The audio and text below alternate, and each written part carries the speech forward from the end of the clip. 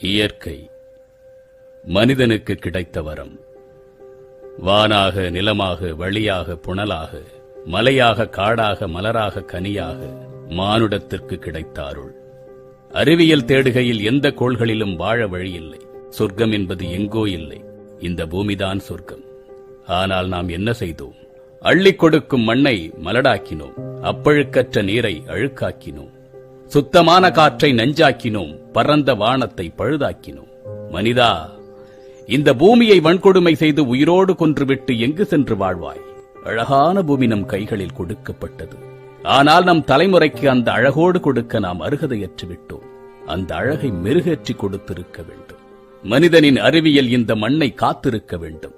இல்லை, மகத்தான கண்டுபிடிப்புகள் இந்த காற்றை இன்னும் தூய்மையாக்கி இருக்க வேண்டும். இல்லை, விதவிதமான புத்தாக்கங்கள் இந்த மரங்களுக்கு, காடுகளுக்கு, இயற்கைக்கு காப்பரனாக இருந்திருக்க வேண்டும். இல்லை, இல்லை, இல்லை, இல்லை, எதுவுமே இல்லை. பிறகு என்னடா நீ உலகின் உயர்ந்த பிறவி என்று மார்தட்டிக் கொள்ளுகின்றாய்?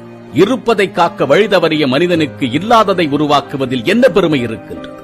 எந்த மாடும் இந்த சுற்றுச்சூழலை கெடுத்ததில்லை, எந்த நாயும் இந்த இயற்கையை சீரழித்ததில்லை.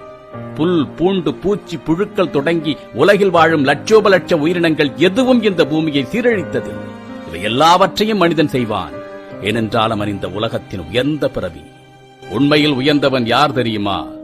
இயற்கையை பாதுகாப்பவன் உயர்ந்தவன், நீரை மாசுபடுத்தாதவன் உயர்ந்தவன், காற்றை நஞ்சாக்காதவன் உயர்ந்தவன், மரம் வைப்பவன் உயர்ந்தவன், மலை காப்பவன் உயர்ந்தவன், நதியை, ஏரியை, நல்லரும் ஓடையை, குளத்தை, குட்டையை குன்றாமல் காப்பவன் உயர்ந்தவன். என் அன்பு தமிழ்ச் சொந்தங்களே, போகுமிடமெல்லாம் கைபேசியை சுமந்து செல்லுகின்றோம். ஒரு துணிப்பையை கையோடு எடுத்து செல்வது நம்மால் இயலாதா? முதல் கட்டமாக ஒருமுறை பயன்படுத்தும் நெகிழிப்பைகளை புறக்க Download ShareChat.